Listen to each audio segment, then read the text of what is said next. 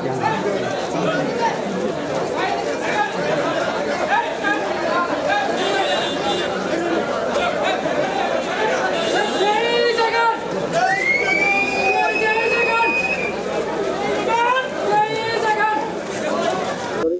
ఇప్పుడు జగన్ ఇక్కడ హాజరు కావడం అనేది ఇప్పుడు అక్రమాస్తుల కేసు కోసం హాజరయ్యారంట. కాదండి, వాడు కోర్టులో ఒక అప్లికేషన్ పెట్టడం జరిగింది ఫారిన్ ట్రిప్ కోసము. ఆ ఫారిన్ ట్రిప్ను అనుమతిస్తూ కోర్టు ఉత్తర్వులు జారీ చేయడం జరిగింది.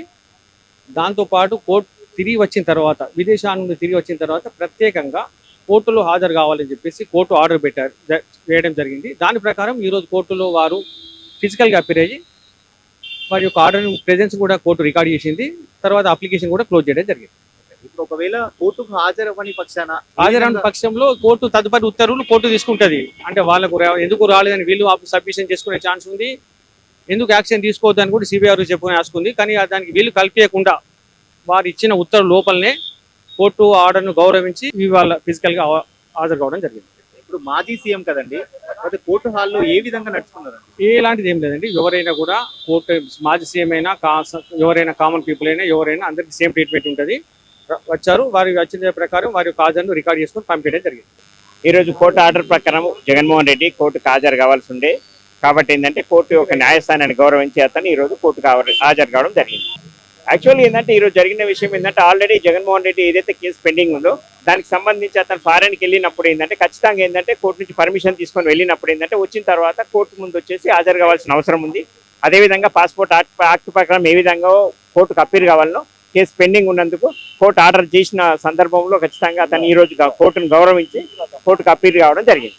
ఇప్పుడు ఈ నెల 21 తారీఖు వరకు జగన్ కి హాజరు కావాలని చెప్పారు కదా కోర్టు నుంచి. ఒకవేళ హాజరు కాని పక్షంలో ఏ విధంగా ఉండొచ్చు? సాధారణంగా ఏంటంటే కోర్టు ఒకసారి ఆర్డర్ పాస్ చేసినప్పుడు ఏంటంటే ఖచ్చితంగా ఎవరైనా కానీ ఏ అక్యూజ్డ్ అయినా కానీ ఆ కేసులో ఉన్న నిందితులు ఎవరైనా కానీ కోర్టు ముందు హాజరు కావాల్సి ఉంటుంది. ఒకవేళ హాజరు కాని పక్షంలో ఖచ్చితమైన సాక్ష్యాలను న్యాయవాది ద్వారా కోర్టుకు చూపించేసి ఏంటంటే ఒక మినహాయింపు ఇవ్వండి అని చెప్పి అడిగే అవకాశం ఉంటుంది. కానీ అలాంటి ఏం అవకాశంతో అవసరం లేకుండానే ఈరోజు జగన్మోహన్ రెడ్డి గారు కోర్టుకు హాజరడం జరిగింది. ఇప్పుడు మళ్ళీ నెక్స్ట్ ఏమైనా హాజరు కావాల్సి వస్తుందంటే ఇప్పుడు మెయిన్ కేసు అయితే పెండింగ్ ఉంది. దానికి సంబంధించి ముందు ప్రొసీజర్ ప్రకారం ఏ విధంగా రావాల్సింది అన్నది కోర్టు నిర్ణయిస్తుంది. అప్పటి వరకు అయితే ఈ పిటిషన్ సంబంధించి అయితే ఏదైతే బయటకి ఫారెన్ వెళ్ళి రావడం జరిగిందో ఆ పిటిషన్ వరకు క్లోజ్ అయిపోయింది. కాబట్టి దీని వరకు మెయిన్ కేసు వరకు వచ్చేసి ఏంటంటే ఎప్పటి వరకు అయితే ముందు ఏదైతే అవసరం ఉంటుందో ఆ టైంలో కోర్టు ఆర్డర్ చేయలేదు. ఇప్పుడు ఈ కేసు తర్వాత ఎలాంటి పరిణామాలు జరగవచ్చు?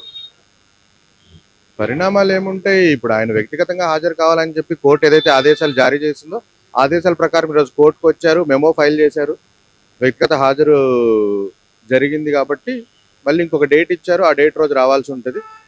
కాకపోతే ఖచ్చితమైన నిబంధన అయితే ఏమీ విధించలేదు కోర్టు, ఖచ్చితంగా నెక్స్ట్ డేట్కి రావాలని. కాకపోతే ఏ కేసులో అయినా సరే తర్వాత వాయిదా ఉన్నప్పుడు దోషులు రావడం అనేది సాధారణ పరిణామం.